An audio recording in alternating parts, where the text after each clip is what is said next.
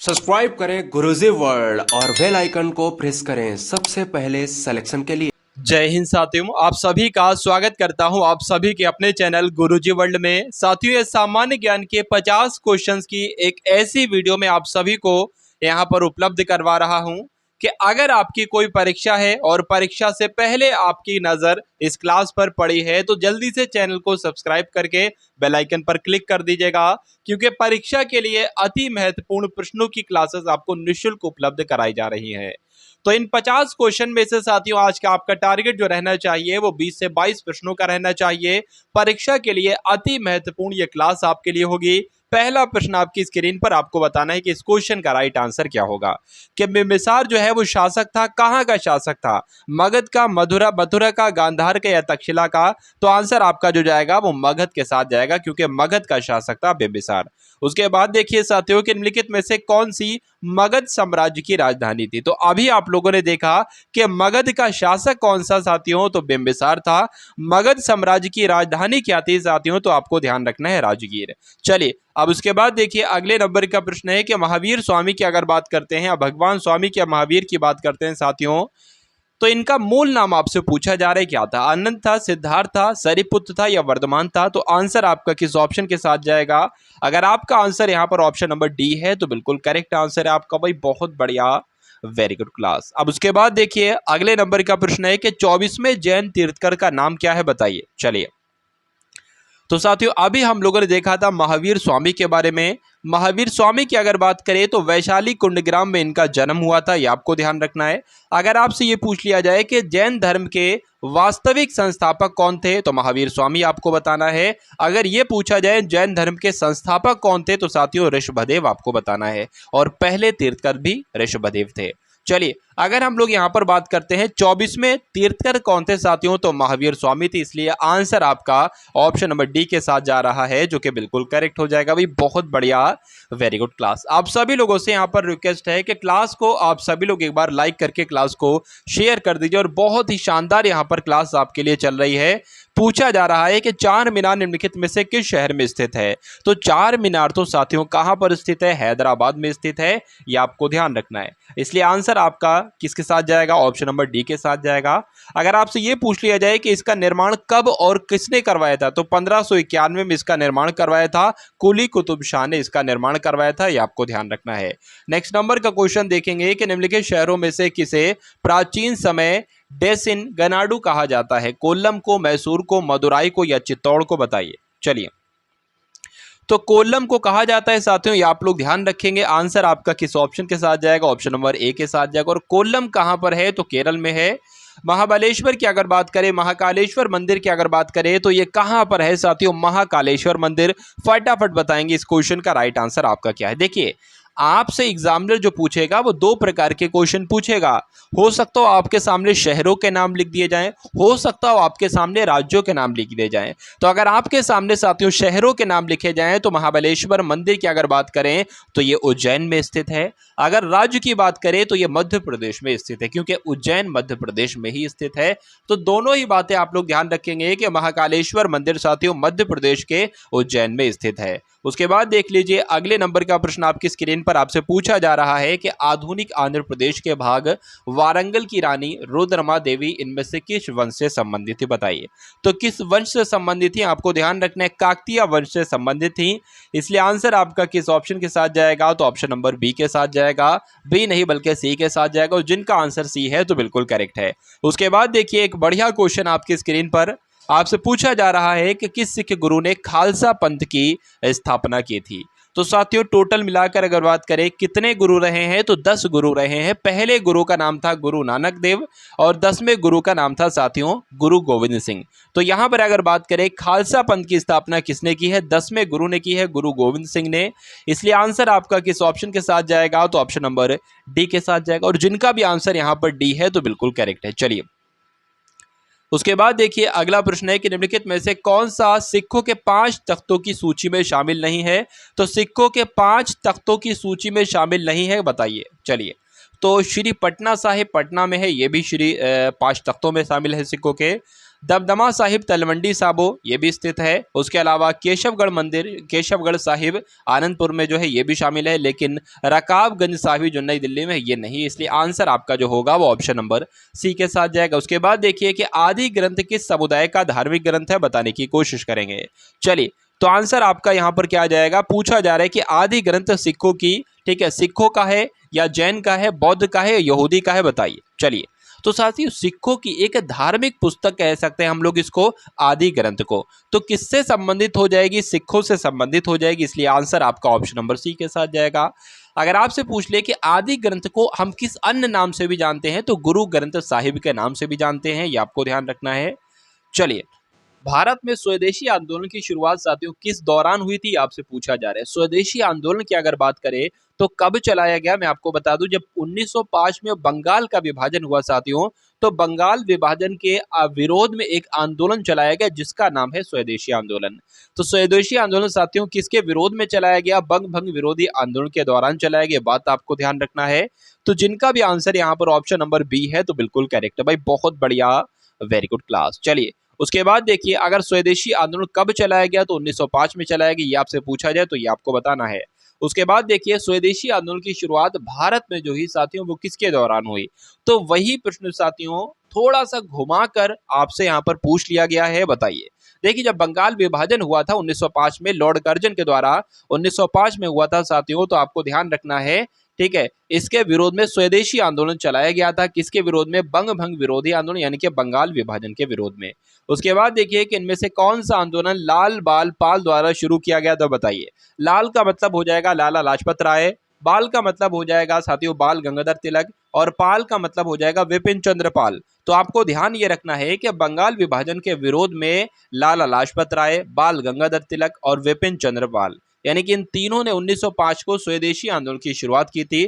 तो स्वदेशी आंदोलन की शुरुआत साथियों किसके द्वारा की गई थी, लाल बाल और पाल के द्वारा की गई थी। इसलिए जिनका भी आंसर यहाँ पर ऑप्शन नंबर डी के साथ है तो बिल्कुल करेक्ट है भाई, बहुत बढ़िया, वेरी गुड क्लास। चलिए साथियों, क्लास को अगर लाइक ना किया हो तो क्लास को एक बार लाइक अवश्य कर दिया करेंगे। देखिए, वीडियो में जैसे एंट्री आप लोग लेते हैं ना, तो बिना कहे लाइक कर दिया करिए, क्योंकि बार बार कहना लाइक के लिए अच्छा नहीं लगता है, और शेयर करने के लिए कहना भी बार बार अच्छा नहीं करता है। लेकिन अगर साथियों हम लोग शेयर करने के लिए ना कहें तो वीडियो आप लोग शेयर ना करें, और अगर शेयर नहीं करेंगे साथियों तो जिस बच्चे को, जिस विद्यार्थी को जो एग्जाम को क्रैक करना चाहता है कम समय में, उसके पास से वीडियो नहीं पहुंच पाएगी, और नहीं पहुंच पाएगी साथियों तो हो सकता हो उसका सिलेक्शन थोड़ी सी उसे दिक्कत हो, थोड़ा सा उसे ज्यादा समय लग जाए, ठीक है। चलिए, तो इसलिए वीडियो भी साथियों शेयर कर दिया करिए, और चैनल पर नए हैं तो चैनल को अवश्य सब्सक्राइब करेंगे। उसके बाद देखिए कि स्वतंत्रता पूर्व भारत में किस आंदोलन ने कपास उत्पादन को प्रोत्साहन दिया था, बताइए। चलिए, तो स्वतंत्रता पूर्व भारत में कौन सा आंदोलन, तो स्वदेशी आंदोलन ने कपास उत्पादन को प्रोत्साहन दिया था, ये आपको ध्यान रख ले, इसलिए आंसर आपका ऑप्शन नंबर डी हो जाता। उसके बाद देखिए कि भारत में स्वदेशी आंदोलन की शुरुआत किस दौरान हुई थी, भाई ये तीसरी बार क्वेश्चन रिपीट हो रहा है, हो सकता हो कुछ दिक्कत हो गई है, तो कोई दिक्कत नहीं साथियों, आंसर आपको मालूम है। जलियांवाला बाग हत्याकांड इनमें से किस शहर में किया गया था, बताइए। साथियों, जलियांवाला हत्याकांड की अगर बात करेंगे साथियों तो कहां पर हुआ था, अमृतसर में हुआ था, ये आपको ध्यान रखना है।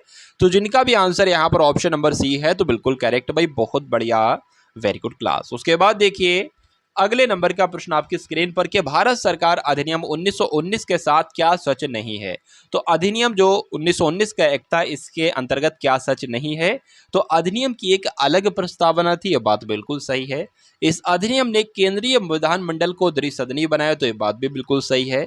इस अधिनियम ने भारत में लोक सेवा आयोग प्रदान किया, तो बात भी बिल्कुल सही है। और अधिनियम ने 1919 से 1939 तक 20 वर्ष अवतरित किए, ये बात बिल्कुल सही नहीं है, यानी कि ये बात गलत है। तो आंसर आपका कौन सा हो जाएगा, ऑप्शन नंबर डी वाला हो जाएगा। कौन सा सच नहीं है, तो ऑप्शन नंबर डी वाला सच नहीं है।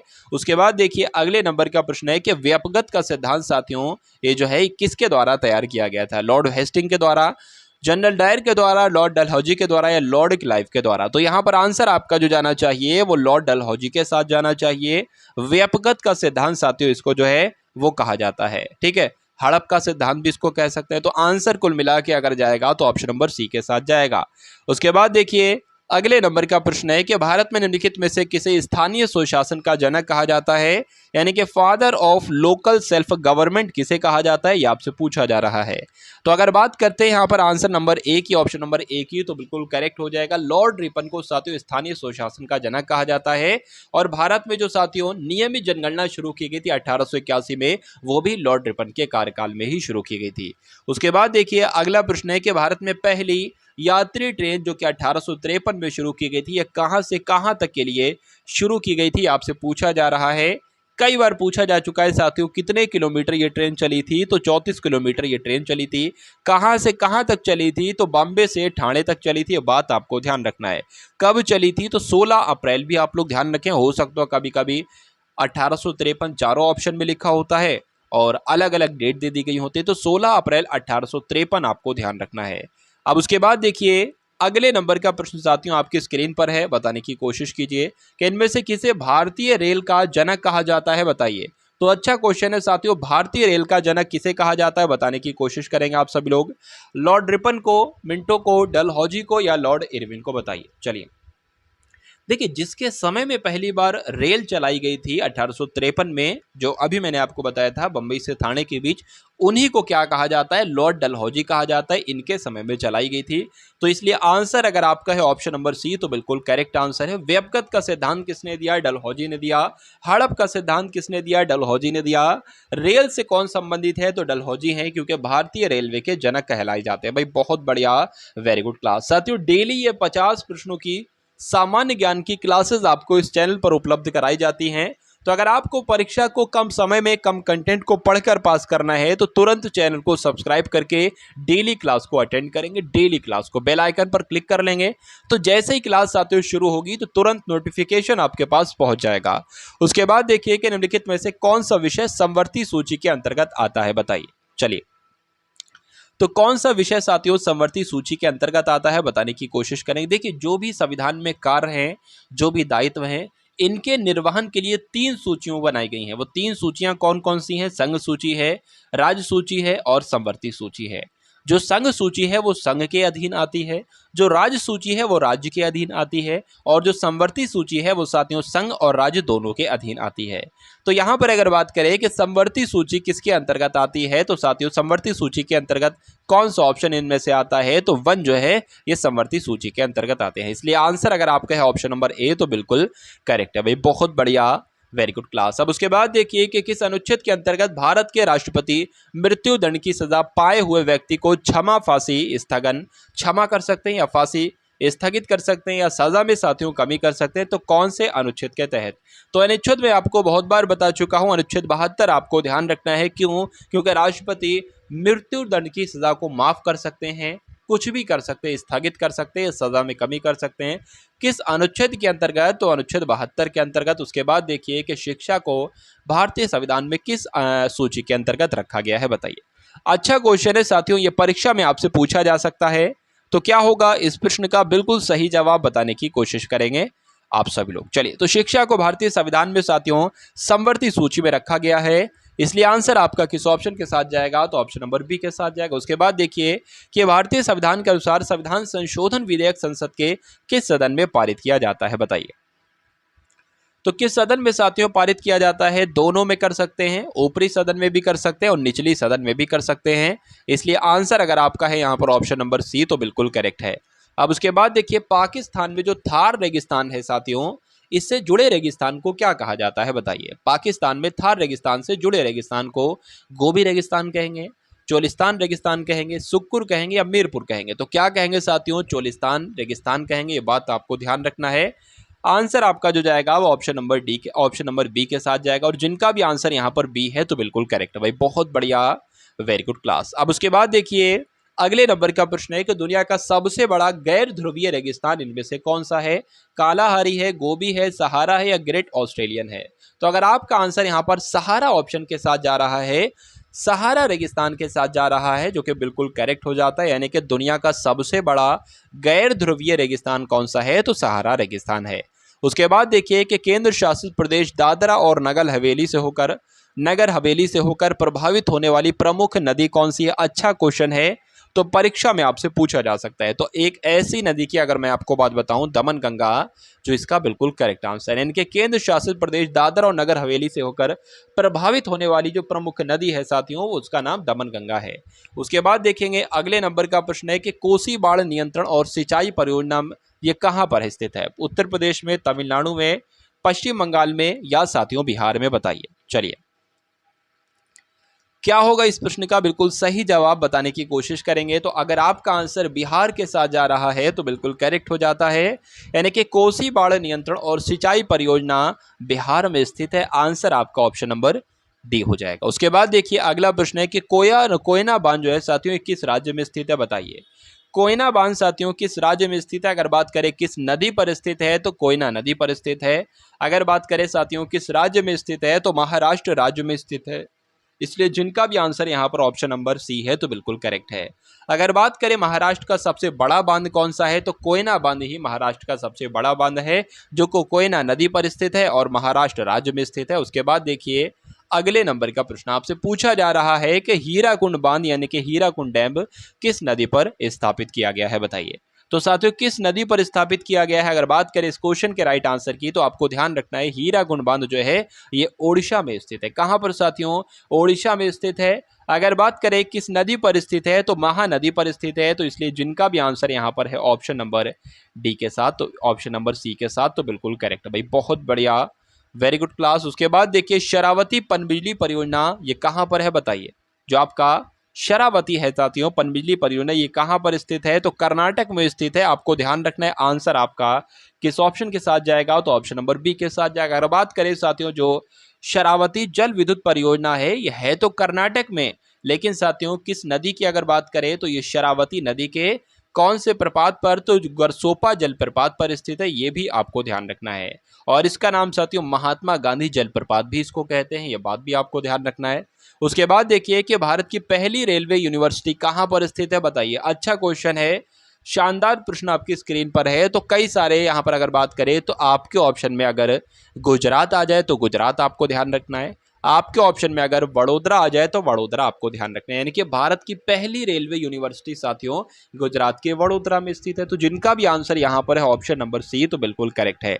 उसके बाद देखिए साथियों अगले नंबर का प्रश्न आपकी स्क्रीन पर है कि भारत के पहले रेलवे विश्वविद्यालय का नाम आपसे यहां पर पूछा जा रहा है। बताइए। चलिए, तो यहां पर अगर बात करें भारत के पहले रेलवे विश्वविद्यालय का साथियों नाम क्या था? तो राष्ट्रीय रेल एवं परिवहन संस्थान था, ये आप लोग ध्यान रखेंगे। इसलिए आंसर आपका किस ऑप्शन के साथ जाएगा? तो ऑप्शन नंबर सी के साथ जाएगा। और जिनका भी आंसर यहां पर सी है तो बिल्कुल करेक्ट है, ये बहुत बढ़िया, वेरी गुड क्लास। उसके बाद देखिए कि भारत की पहली इंजन रहित रेलगाड़ी का नाम आपसे पूछा जा रहा है, जो कि भारत की पहली इंजन रहित रेलगाड़ी आपसे पूछी जा रही है। बताइए। चलिए, तो अगर बात करें वंदे भारत एक्सप्रेस की तो वंदे भारत एक्सप्रेस आप लोग ध्यान रखेंगे, क्यों? क्योंकि भारत की पहली इंजन रहित रेलगाड़ी का नाम क्या है साथियों? वंदे भारत एक्सप्रेस है।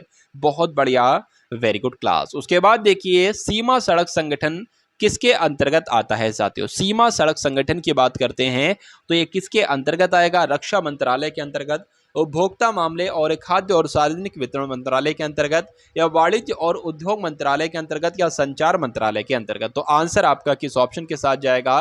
रक्षा मंत्रालय के साथ जाएगा। यानी कि सीमा सड़क संगठन जो है ये रक्षा मंत्रालय के अंतर्गत काम करता है। आंसर आपका ऑप्शन नंबर ए हो जाता है। उसके बाद देखिए अद्वितीय प्रयोगात्मक शहर ऑरोविले ये कहां पर स्थित है? बताइए। अच्छा क्वेश्चन है, बताने की कोशिश करेंगे आप सभी लोग, बताइए।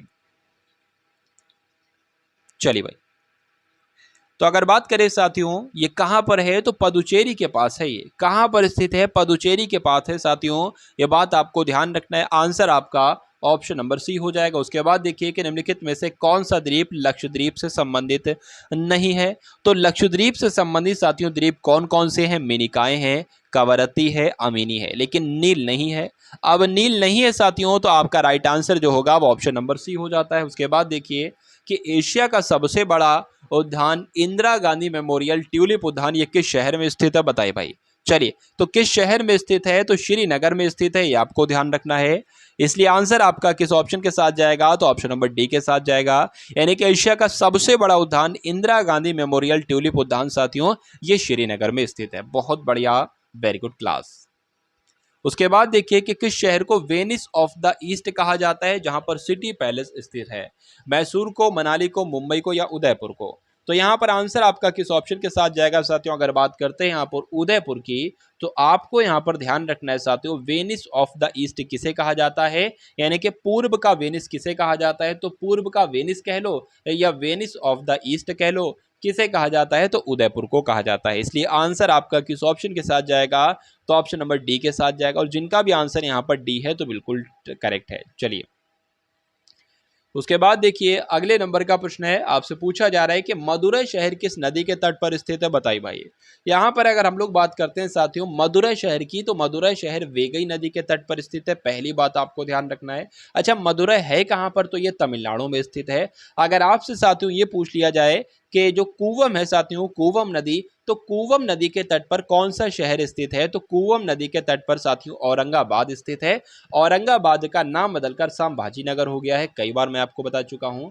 अगर बात करें साथियों कावेरी नदी के पास में कौन सा शहर स्थित है साथियों, तो तिरुचिरापल्ली है। कौन सा है?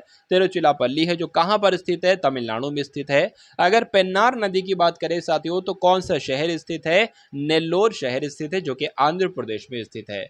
तो जितने चारों मैंने आपको बताए हैं, इन चारों के बारे में आप लोग यहाँ पर अगर याद रखते हैं तो बहुत अच्छी बात है भाई, बहुत बढ़िया, वेरी गुड क्लास। उसके बाद देखिए कि हाल ही में भारत सरकार द्वारा किस उद्देश्य के लिए प्रधानमंत्री कृषि सिंचाई योजना शुरू की गई है? चलिए, तो आंसर आपका किस ऑप्शन के साथ जाएगा? कृषि और सिंचाई के साथ जाएगा, ऑप्शन नंबर बी। उसके बाद देखिए भारत में कृषि के संदर्भ में एमएसपी का पूरा नाम आपसे यहाँ पर पूछा जा रहा है, बताइए भाई। तो एमएसपी की फुल फॉर्म आपसे सिंपल से साथियों यहाँ पर पूछी जा रही है, एमएसपी की फुल फॉर्म बताने की कोशिश करेंगे आप सभी लोग। इसका राइट आंसर साथियों क्या हो सकता है? चलिए,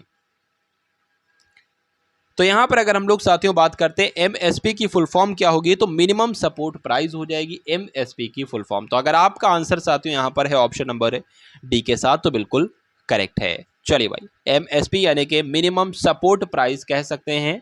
उसके बाद देखिए साथियों अगले नंबर का प्रश्न है, अगर हिंदी में कहे तो न्यूनतम समर्थन मूल्य कह सकते हैं।